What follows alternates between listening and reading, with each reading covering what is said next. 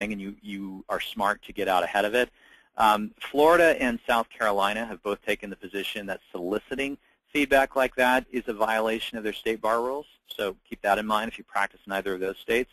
I can tell you with 95% certainty that those restrictions are unconstitutional, and that if a lawsuit were brought against them in federal court, they would lose.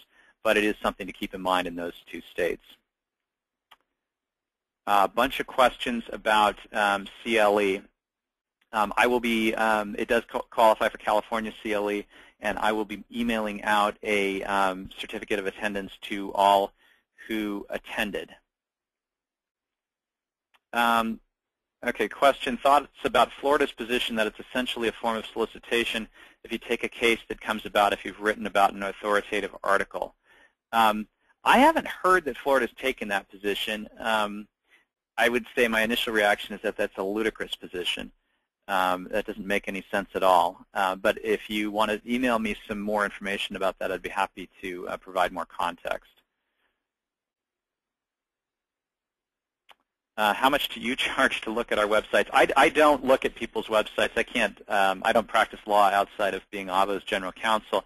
But if you have a specific concern, I'm happy to do a brief consult with you, free of charge, just because it's something I do is to talk about this stuff and look at it all the time. So just contact me offline. Is it wrong to be able to block negative endorsements?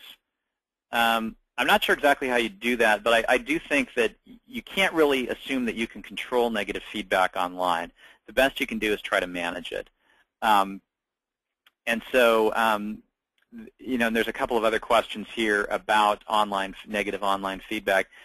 Do attend the next time I do the webinar on Someone Online Hates You. I think it addresses a lot of these concerns because there are a lot of very effective ways to respond to negative online feedback.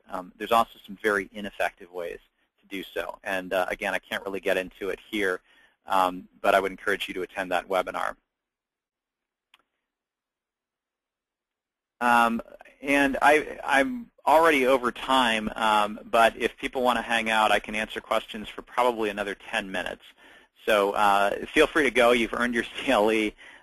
If you need to run, but if anyone wants to stick around, I will take a look at these last dozen or so questions. Are you responsible for the content of a review that you specifically requested from a client or colleague? And again, the right answer under the Constitution and under CDA 230 is no, you aren't. However, if you practice in South Carolina or Florida, the bar takes a different position.